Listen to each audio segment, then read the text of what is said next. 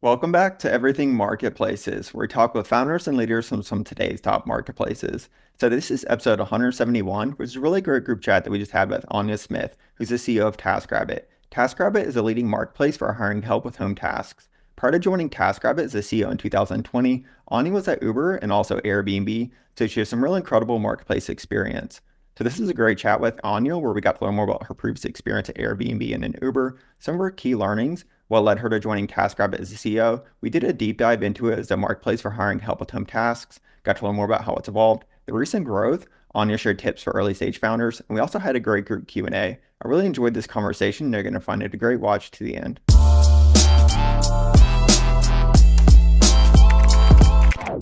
So Anya, you've been a highly requested group chat guest, and of course have some really incredible marketplace experience.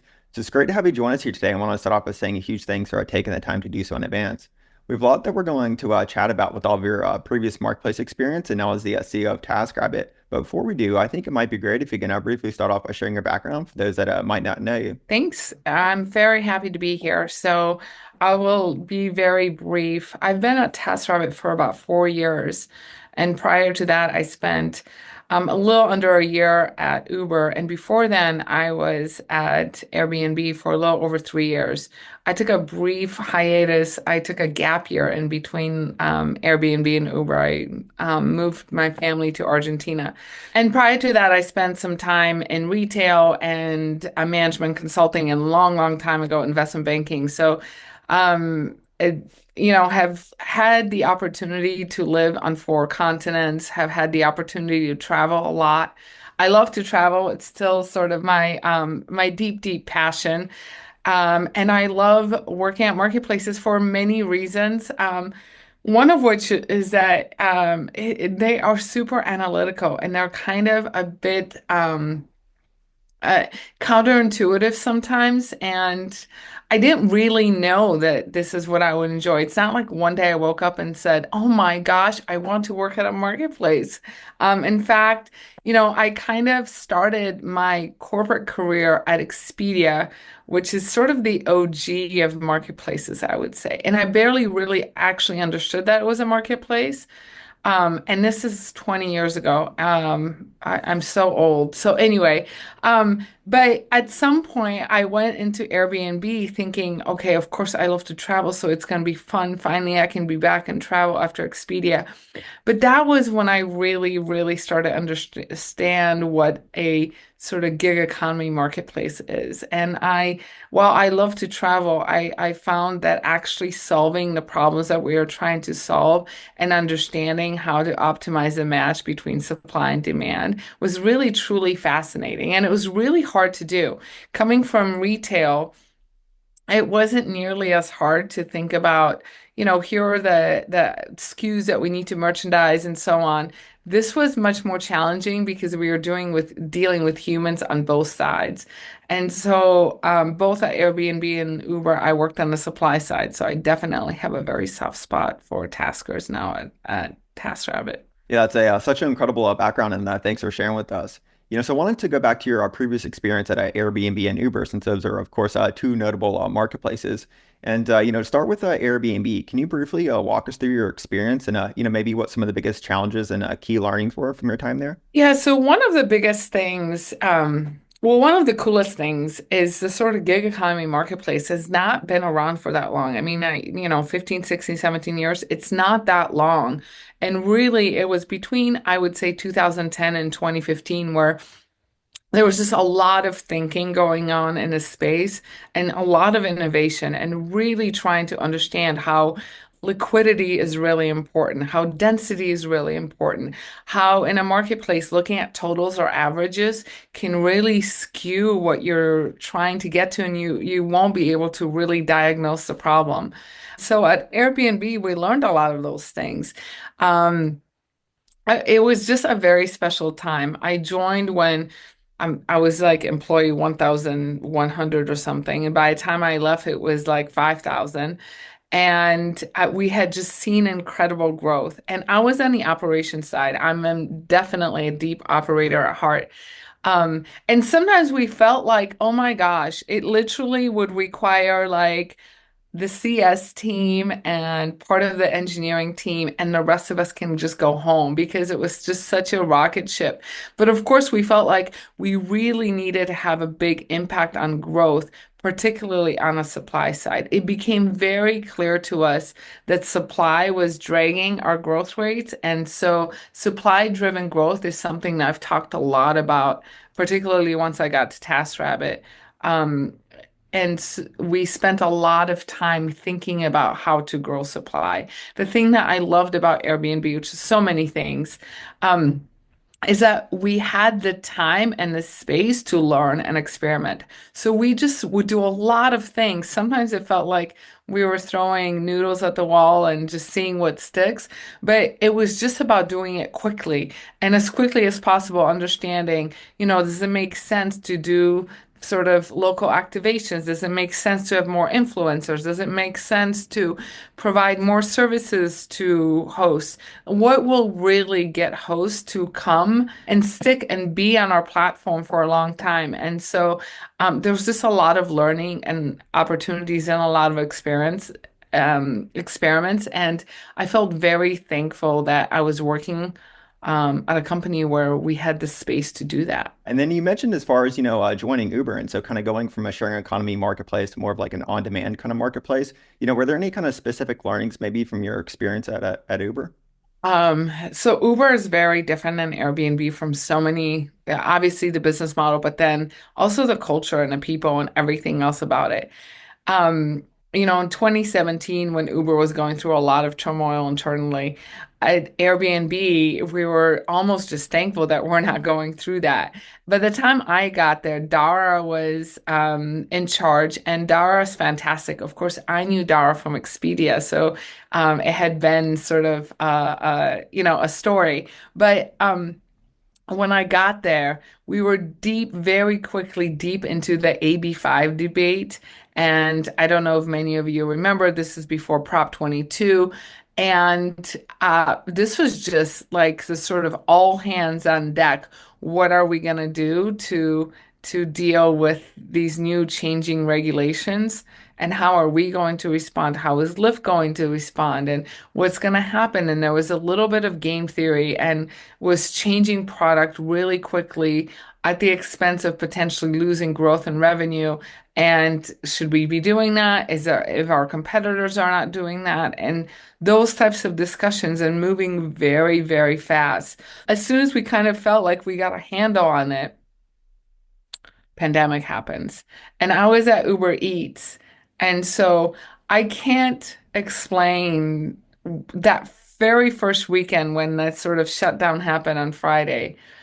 I mean, I don't believe that I barely like got up from the couch. I worked for like 24 hours straight and had a little bit of sleep, and we kept working and working. It was insanity how quickly the demand just spiked.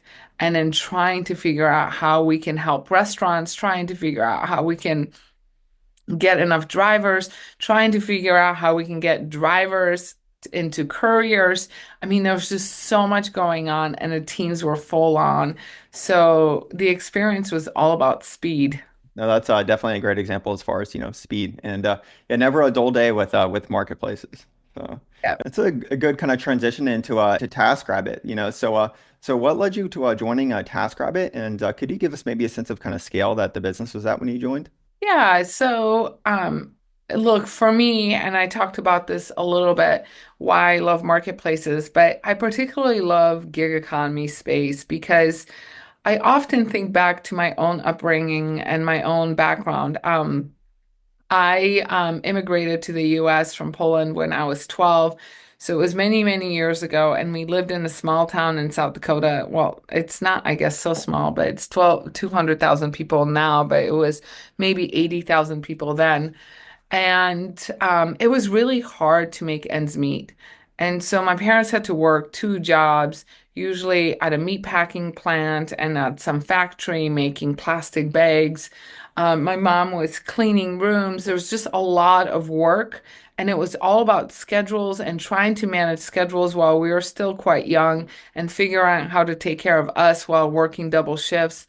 And I feel that if these types of platforms were around then, our lives would have been just much easier. Just the flexibility of being able to set your own schedule and being able to figure out when is the best time for you to work. I mean, just generally immigrants, at least I found this, they want to work hard and they hustle. And my parents just hustled a lot and worked really hard to try to make ends meet. And had these platforms been around, I believe that our lives would have been much, much easier. And so I feel this sort of sense of gratitude that we're able to at TaskRabbit provide a meaningful income to all the taskers who are on our platform. We have thousands and thousands of taskers who are doing really good work every single day.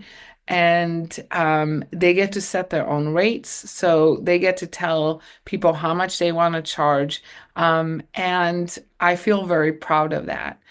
And so I I love marketplaces for many reasons, as I've talked about, but I particularly love the concept of TaskRabbit of just being able to provide a way to um, give an opportunity for meaningful income to many, many people. So I definitely want to talk about, the supply side with taskers, but I realize it'd probably be helpful. Could you give us for a little bit of context, a brief overview of TaskRabbit as a marketplace today? TaskRabbit today operates in 8 different countries. We do millions of tasks per year. We focus on a large group of categories, but have been actually becoming more and more curated marketplace and more managed as you see sort of the recent trends, mostly because we believe that we can, at that rate, are able to provide more jobs and more tasks to our taskers. Um, our biggest category is furniture assembly, as one would expect. We are owned by IKEA. IKEA purchased TaskRabbit in 2018. We have sort of been tripling our revenue every 2 to 3 years over the last few years. So we've seen a lot of growth, particularly obviously with the pandemic and so many people wanting to stay at home. So 2022 was just a stellar year for us as sort of things got settled, but people wanted to do major upgrades to their homes, and that was very helpful for us. Yeah, so going to the supply side with taskers, what are some of the ways that you're helping taskers, be more successful and increase their earnings through your platform? Oh, this is such a great question. So it is our job every day to ensure that more taskers come onto our platform and that they stay with our platform. So there's a lot of things that we can do to make their lives easier on our platform. At the end of the day, what they want to do is earn. And so some of them want to work full time. And so we should be able to provide enough jobs that are available for them full time.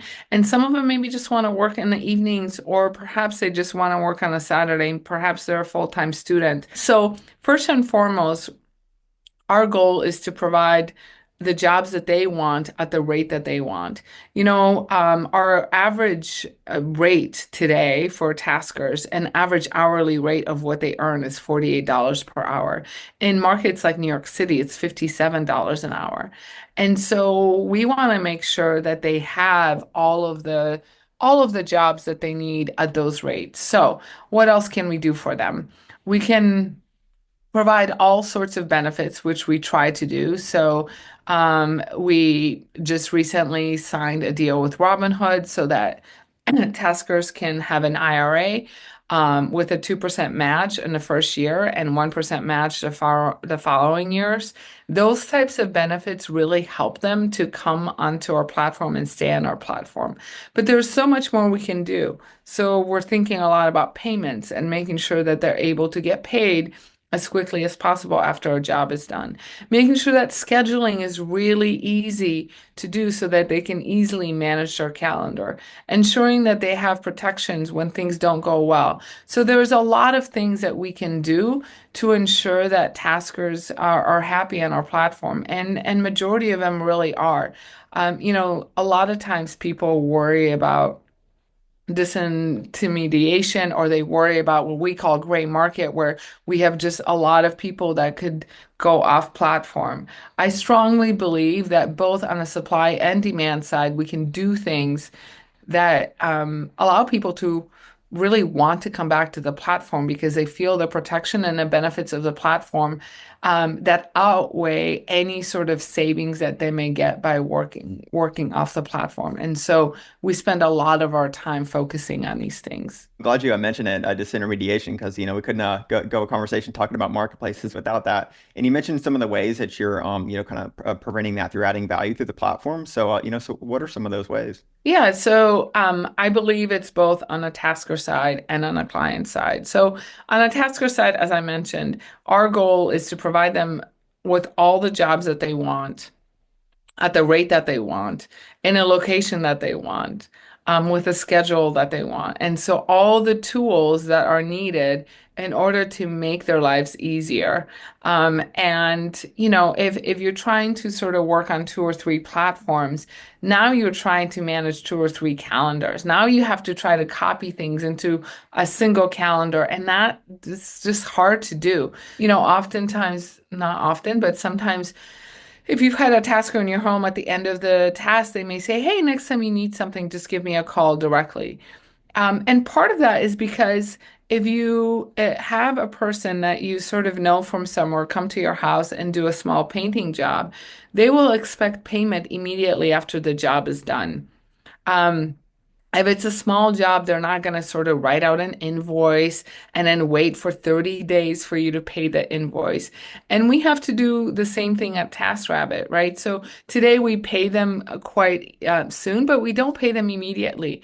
If we were to pay taskers immediately, does that make things easier for them? On the client side, it's making sure that people understand that there's protections, right? If things go wrong, if things don't work out the way that they need them to work out, we're here to help them. If a tasker cancels, we're here to make sure that we can get another tasker. If, it's very few, sub 1% of jobs perhaps don't go as well as we had hoped, but we're here to make sure to make it right. And so we believe that adding those types of protections to both sides of our marketplace really helps us in declining the gray market. Certainly. And you mentioned this, or I think it's I guess worth mentioning as well, that taskers set their own price, and I believe they keep all their earnings, correct? That's correct. So in that way, it's much more unique than perhaps an Uber, where part of my role at Uber was to set the price for every courier and what they would get paid. Here, the taskers get to set their own price. It's a little bit more akin to Airbnb, where of course hosts get to set their own price. But, pricing is a huge component of a marketplace. And I think sometimes people think that, like in this instance, well, Tasker sets their own rate or a host sets their own rate. So there's not much we can do on pricing other than maybe play with our rake or with the amount of fees that we charge. But that's not true. There's a lot of guidance that we can give to hosts in terms of the types of price that they want to pay. There's a lot of encouragement that we can give them. We can give them information that we have that they don't have that says, hey, in this on Friday night, we're always short on taskers. You can actually charge more because it's really hard. But if you have just one bathroom and your toilet's plugged and you need someone to come fix it right now, someone will come fix it, but perhaps they can charge a bit more. And so there's just a lot that we can do to help taskers be smart about their pricing. Pricing is always a fun topic to chat through. We'll probably get to it during the group Q&A. So, and you mentioned as far as the sense of scale that you're at today, and we could probably have an entire kind of conversation, talking about how TaskRabbit has evolved and scaled. But could you maybe share a little bit more about how it's evolved more recently, and I would say some of the key points in growth. Yeah, so the last 4 years, again, as I said, we've grown it's sort of exponentially, particularly in 2022. So, our growth rates were at 60, 70% in the first couple of years when I got here. Of course, things have slowed down, as everyone understands, with the rate of inflation, obviously with interest rates, with our housing markets, and obviously people moving a lot less because of all the factors I just mentioned. Um, the growth rate has slowed down, but we're still growing a lot, double digits, and still just signing up thousands more taskers every day onto our platform. We have wait lists in some of our markets because there's just more people that want to do the work than the demand that we have coming in. So we're working out very hard to continue to build our demand. Yeah, and then what are some of the ways that you're building demand? There's obviously many different ways and tactics that we're thinking about. Um, it's about our current customers coming back more frequently. So just increasing that lifetime value of a customer. And so again, making the product right, making the fit right the first time they come, ensuring that they have the first time right experience. And so there's a lot that we're doing on that, making sure that we're providing more personalized and specialized experience to every client. So just leveraging a lot of the data that we have, and then, also external data to just build much, much more robust understanding of our customer.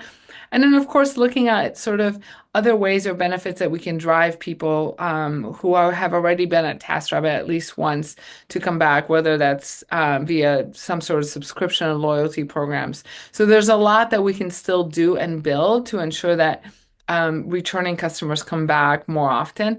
And then, of course, new customers.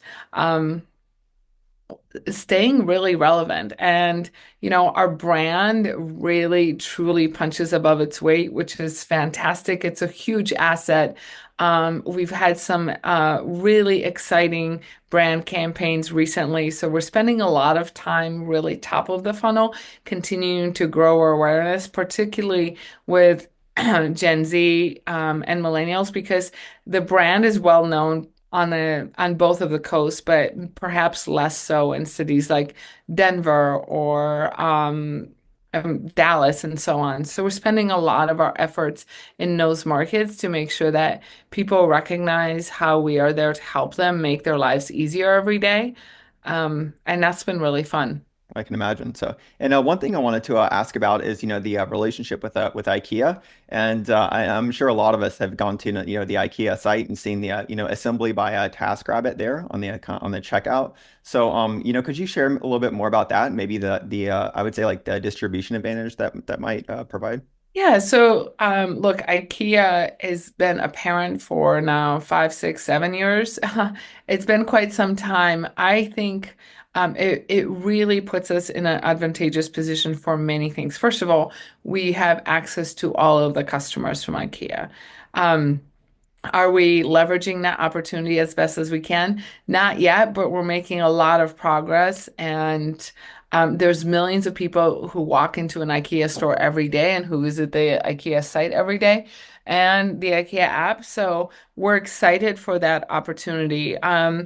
IKEA is also a great parent. When Silicon Valley Bank goes bust and all of a sudden we're short on cash like that day, IKEA is there to help us out. And so I feel very, very fortunate to be part of the overall broader IKEA team.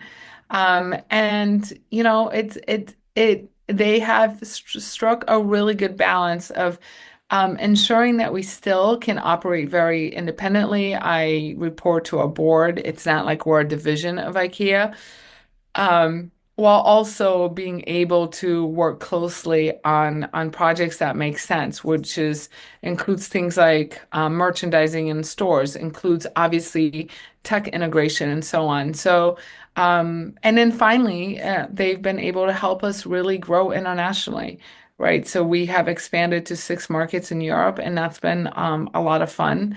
And we could only do that because of the IKEA presence and brand name that they have in Europe. In Germany, I think they hold something like over 50% of market share in furniture sales. It is just a really much bigger player in Europe than it is in the US.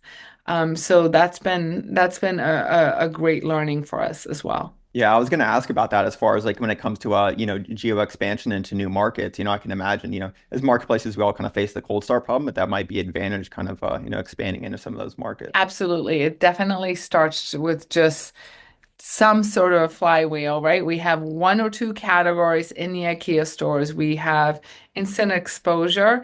And so the question is, how can we get those IKEA customers to then come back and book other categories and really understand TaskRabbit as a service provider for their home, not just a partner to IKEA. So there's a lot more work that we can do there, but certainly it gives us a really great start in any market. And you mentioned as far as like the sense of scale you're at, right? And then all the different markets and all the different categories. So, how do you think about, I guess, like starting from a high level, balancing liquidity in markets or supply and demand? So we call them these these little small pockets of which there are hundreds because it's really about the category market combinations, right? So in any given market, we have a Met-Cat sort of a concentric circle of really understanding in this category, in this specific market, what is our supply position? What is our density? What is our demand position? How do the two match? Are we short? Are we light? Where do we spend more time on which side of the marketplace? And there's sort of infinite numbers of these, so you can't do all of them. But obviously, using data and really using algorithms and machine learning AI to try to really optimize these things, it's what helps us do it. I talked about early on how you can't look at totals or averages across because they can really hide what's going on in any given market in any given category. So we spend a lot of time looking specifically at these combinations. Are there specific, maybe some of those kind of KPIs or metrics that you look for that you could share with us? Yeah, so we look at, I mean, there's so many, right? But like we look at, for example, a KPI called faces, which we look at in every single market for every single category. What are the number of taskers that show up when you do a search? And we understand that do you need a certain number for a client to even feel like this is that there's a level of trust there, which at the end of the day, this is what we're really bargaining on, right? We're trying to build trust on both sides. And so for a client to have trust that we know what we're doing in that category. So in Houston, in TV mounting, they need to see some number of people in order to understand that this is something that we do well. And so we can then use math and data to make sure that we have the right number of people in every single market, in every single category. So that's just an example of a KPI that we would look at. One of the other questions that I actually wanted to ask about, is the TaskRabbit team, and so what's the team like today, and I guess like from a high level org structure as well. So we have a little bit over 400 people. So we're still not that big, but we're big enough. And many of those people are helpful to our customers and do our customer service calls. Um, we obviously have people in Europe and people here. We've grown, we've doubled in size in terms of people over the last 4 years. And the overall team is structured in a sort of in a functional way, which is quite normal, right? So we obviously have product and engineering, data and design, and then we've got operations, marketing, and then we have all the supporting functions as well. And what's a day in life as the CEO of TaskRabbit like for you? It's actually quite the days are so different. Obviously, I spend a lot of time with my team one-on-one and as a team. I spend a lot of time listening to customers at the end of the day, really trying to understand the customer's problem versus trying to find a solution. We tend to often dive deeper into solutions, and I'm still trying to learn the problems that they're facing. And I've spoken with so many clients and taskers, and I continue speaking with them and I learn something new every day. Obviously, I'm also, an avid user of the product, but I think it's just really important to spend as much time as possible with the customer to really understand the problems that they're facing. Even though we've been around for quite some time, there are many, many use cases that we can still improve on. No, I'm glad you mentioned that. It's something we always need to reiterate here. So we're going to get into questions here in a little bit because I promised founders that we save time for that. But right before we do, so you of course have some pretty incredible marketplace experience. So do you have maybe a few tips for early stage marketplace founders that you'd like to share? I think, as I kind of started saying, the biggest thing I would say is really focusing on listening to the customer. Um, I think spending a lot more time in the field, spending a lot more time talking to the clients and talking to both sides of the marketplace is really what kind of helps me understand how to best figure out the next solution. It's really hard to prioritize. There are so many things and ideas that at least I have and my team has, and I'm sure many of you have as well. So learning how to prioritize and knowing which ones are the ones that are going to hopefully not only create value for your customers, but also um, create value for your company too, right? So sometimes we get a little bit sort of wanting to help the customer so much, so we create products that are really helpful, but they don't create necessarily any incremental value to TaskRabbit. And you have to do that because it comes back to the retention and so on. But there has to be a really strong balance. The other thing is just really quickly making decisions. Decisions that are wrong are better than decisions that are slow. I fundamentally believe that. Most decisions are not one-way door decisions, meaning you can reverse them. And so you will learn on a process and do it better the next time. And that's better than trying to figure out the perfect answer. And it'll never be perfect anyway. So just going faster, I think is better. Those are going to be super helpful tips. So I actually had a question that a founder wanted me to ask that they posted in advance, which was around AI. So are you seeing any specific opportunities to leverage AI and maybe ways that you're already doing so? First and foremost, which is sort of what most companies are doing, is within the CS org, right? So there's just a lot more that we can do in terms of um, really outfitting our agents and providing tools to our agents that make their jobs more meaningful and actually allow us to be much more efficient in terms of answering the questions that our clients have and really reducing the error size or the error count and really providing better experience both for the agent and the customer. So we're already deploying several tools and we'll continue to experiment and get better and better at that. The second part is just driving efficiencies across the business. And so, that means within engineering, that means copy and marketing.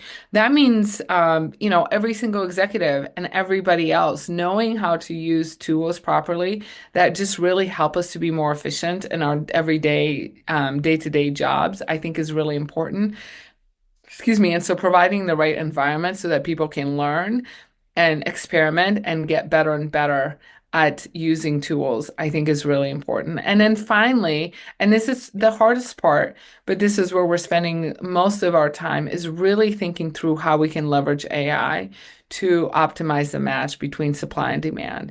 So getting the right amount of data and then being more predictive about what's going to happen next or what is the right match, giving all the information that we have is really, really critical. And so obviously we've been doing that all the time, even before sort of the AI revolution. But with the new tools, we have a better way to accelerate that. You mentioned matching. Of course, matching is super important for marketplaces. So I'd love to learn a little bit more about that. Like what goes into I would say like making a good match and maybe even improving. It's knowing the price, the location, the time, the category type. It's understanding now the next level of data. So before you would say on our platform, hey, I'd like to I'd like to have something mounted. And then you would just get a box and now you'd have to describe, okay, I'm mounting a TV. And then the tasker would ping you and say, okay, well, how big is the TV? Do I have to carry the TV? Are there cables? Do I have to put the cables behind the wall? All the questions and so on and so forth. What kind of wall? Now we can actually get that data ahead of time so that then we can use that data to find the right taskers with that exact skill set at that price, at that time to match it in a much smarter way than we did before. We can very quickly say, okay, is it TV or are you mounting posters or artwork? Or are you mounting curtains? And those are slightly different skills, and not leaving all of that to the tasker. And like halfway through the conversation, the tasker's like, oh, wait, I actually don't do that. We want to limit those types of experiences as much as possible. Hey, Olivia, do you want to come on? Yeah, for sure. Thanks, Mike. And thanks so much, Anya, for sharing your insights and your journey with us and the community today. You spoke a little bit earlier about pricing. So I had a question around pricing, and if you could kind of share how that's evolved over the years, given that taskers can set their own pricing. So do you have minimums or maximums in place? And like, what does that guidance process look like? Yeah, so there's a lot of work that goes into it.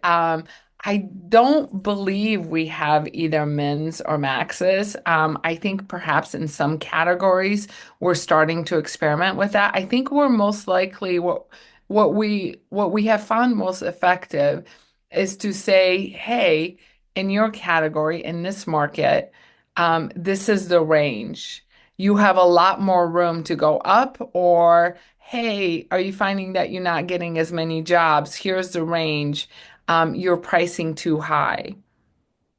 We can also say that couple of times, and if the tasker doesn't sort of change their pricing, we can do some other things, right, on the back end to say, hey, if you're not changing your pricing, you're not getting booked. And as you're not getting booked, the algorithm works in such way that you're continually going to be less likely to be booked. So we want you to get more jobs on the platform, but perhaps that tasker only wants to work in that category in a single sort of for a single price because otherwise they don't like that category. They will do it at a single price, but then we have to be careful not to take that as data point to then build into the algorithm to say that the actual price is between X and Y when some taskers are using the price to actually indicate that they'd rather not work in that category or only at a certain price. So there's a lot of work that we can do to try to manage that so we can be much smarter so it doesn't become sort of a circular argument. Awesome. That's a great question. Thanks, Olivia, and thanks, Anya. So, hey, Michael, do you want to come on? So raise your hand. I've got a couple questions. I'm going to try to keep it to just two. How do you encourage users to keep using TaskRabbit and not go back to the status quo of just asking their friends or family or, doing the kind of asking friends for recommendations on service providers? So, I mean, our biggest competitor, as we say, is the sort of do it yourself, right? And there's always going to be the people who choose to do things themselves, but there is a large proportion of the market that honestly either cannot do it themselves because they don't know how to. Like, I will not be able to put up a TV. I can clean my house, but I cannot put up a TV. There are always people who will just simply be too busy.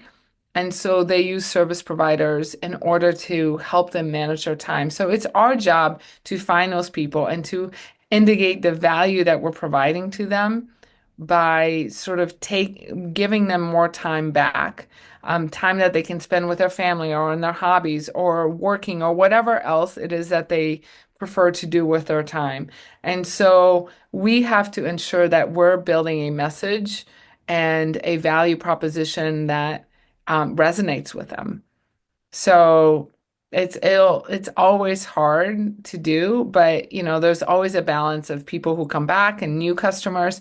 And so for the new customers, it is just stating a lot in a fun, sort of creative way about the value that we can provide. Okay. Awesome. Appreciate that. And then real quick, this one's a little bit easier to answer, I think. I noticed you guys offer tipping on the platform, and just curious, um, have you seen a lot of success with that? Like, do you know what percentage of users actually use the tipping feature? Because we're thinking about doing something similar on our platform. So I do not know off the top of my head what percentage of people use tipping, but I remember from Uber it was like in the 60s, 70s. It is a huge benefit to the supply um, population on a platform. If anything, we're going to continue enhancing that feature so that it's easier for people to figure out when to tip, how much to tip, to do it as soon as possible after the job, and so on. And so it is a huge part of earnings, which is why we want to make sure that we continue to provide that type of a feature. Those are good questions. Hey, Blake, do you want to come on? Play, raise your hand. Yeah, thanks, Mike. Hey, Anya, I'm ex-Uber as well, so always good to reconnect with those folks. Would love to just piggyback on that question. How do you think about retention and how do you measure retention? Because this could be a once a year task, this could be once every couple of years task. This is clearly not a weekly or monthly thing. So curious what cadence you look at retention and how you measure that or how you've maybe changed your mind about how you've looked at retention over time as you've learned more about the business. Great question. So for retention, we do a ton of cohort analysis because I think that that's sort of the best way to understand what is happening. But we also look at frequency of how often within a 6-month period and within a 12-month period or whatever the cadence is, people come back. We've also started measuring a lot about how often do people come back to new categories versus the same category. What we have found in the past is people find us in the first category and they get that category done. They've had a good experience, and then they'll come back again for the same category. This is different for TV mounting because, hopefully you're not mounting your TV more than once a year. But for many categories, people do come back more than once in a year. And we know that if we can actually cross-sell them on new categories, they will find more ways to come back. So one of our biggest sort of plays right now has been to drive cross-sell into new categories. New, not for us, but new for the person who's booked the category. And then we are looking at combinations saying, okay, if you started with moving, what are the most likely categories that you're going to book again? We have data that can help us do that, so then we can incentivize people to cross into that new category. So we have been quite successful with this. I think retention's really hard. I have found that there's no silver bullet. It is small incremental changes that over time build into something bigger. Of course, if you sort of launch a loyalty program, maybe that helps. But again, it's a one-time thing. You've got to keep growing the number of times that people come back. And so I find that it's just a lot of trial and error again. Awesome. Thanks. Well, that was a good question, way to wrap things up. But, Anya, thanks for the awesome group chat today. This is fun to, learn more about all of your awesome experience, more about TaskRabbit and also dive deeper in a few marketplace specific topics here with us today. So, we really appreciate taking the time to join us. And I actually had one last question for you before we wrap things up. And that's if you could go right back to before you joined TaskRabbit, what would you tell yourself about maybe about it as a marketplace and the journey? Oh, I would probably tell myself to just give myself a bit more grace. Um, it's a fabulous place to be, and there are so many great challenges. I love solving problems. Um, I I think the key is building the right team and helping to give the space to the team that they need and the autonomy that they need to do their best work. I'm very fortunate. I've been able to bring in several people from Uber, with whom I partnered before. I have some people from Airbnb. It's great to have folks with some previous marketplace experience. It doesn't have to be that everyone has to have marketplace experience, but having some balance or some mix of folks who've done some of this work before, I think has been really, really helpful. It's going to be a good parting advice for us here. So, and last but not least, time for a quick plug. Where can we keep up with you at? I'm quite active on LinkedIn, and so is TaskRabbit. That's sort of my main platform that I use to communicate and talk about some of the things that we're working on TaskRabbit and some of the things that keep us going every day.